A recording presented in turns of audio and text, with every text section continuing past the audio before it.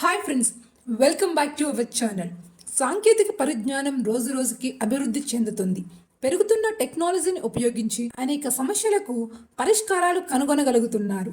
విద్యా వైద్య రంగంలో గతంలో పోలిస్తే ఎన్నో మార్పులు వచ్చాయి. ఆసుపత్రిలో అయితే గతంలో రోగ నిర్ధారణ కోసం చేయించుకునే వైద్య పరీక్షల నివేదికలు రావాలంటే రోజుల సమయం పెట్టేది. ఇటీవల కాలంలో టెక్నాలజీ పెరగడంతో ఆ సమస్య కొంత మేర తగ్గింది. అయినా ఏ ఆసుపత్రిలో చూసినా పెద్ద పెద్ద క్యూ లైన్లే కనబడుతూనే ఉంటున్నాయి. వైద్యుడు పరీక్ష చేయడం ఒకటైతే రోగ నిర్ధారణ కోసం వైద్య నిపుణులు రాసిన పరీక్షలు చేయించుకోవడానికి కూడా పెద్ద పెద్ద క్యూలు కనిపిస్తున్నాయి. ఆసుపత్రులే కాకుండా పేరొందిన డయాగ్నోస్టిక్ సెంటర్లో కూడా క్యూ లైన్లు కనిపిస్తున్నాయి.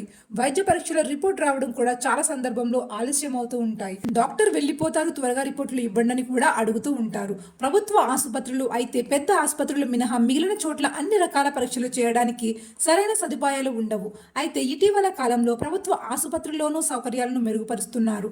ప్రైవేట్ ఆసుపత్రులకు దీటుగా సర్కారీ దవాఖానాలను తీర్చిదిద్దేందుకు కేంద్ర రాష్ట్ర ప్రభుత్వాలు తమ వంతు ప్రయత్నాలు చేస్తున్నాయి.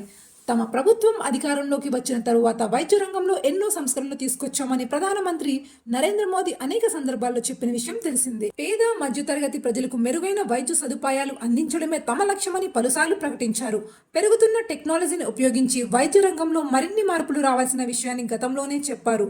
దీని భాగంగా ప్రస్తుతం ఉత్తరప్రదేశ్ ప్రభుత్వం అన్ని ప్రభుత్వ ఆసుపత్రిలో హెల్త్ ఏటీఎంలను ఏర్పాటు చేస్తుంది. ప్రస్తుతం మధుర జిల్లా ఆసుపత్రిలో ఈ హెల్త్ ఏటీఎం సేవలు ప్రారంభమయ్యాయి.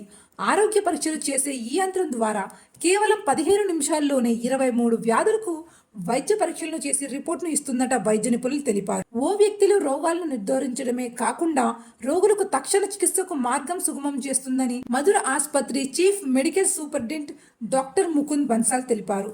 వైద్య పరీక్షలు విడివిడిగా చేయడం ద్వారా ఎంతో సమయం పడుతుందని, అదే 23 రకాల పరీక్షలను ఒకే యంత్రం ద్వారా చేయడంతో ఎంతో సమయం ఆదా అవుతుందని వైద్యులు పేర్కొన్నారు. Haemoglobin, blood sugar, blood pressure, శరీర ఉష్ణోగ్రత, ఊబకాయం, ఆక్సిజన్ స్థాయి, శరీర బరువు, బాడీ ఇండెక్స్ తదితర అంశాలను ఈ ఆరోగ్య ఏటీఎం పరిశీలిస్తుందని వైద్యులు తెలిపారు. ఎలక్ట్రోకార్డియోగ్రామ్ని కూడా ఈ యంత్రం ద్వారా పొందే వెసులుబాటు ఉందని వైద్య నిపుణులు తెలిపారు.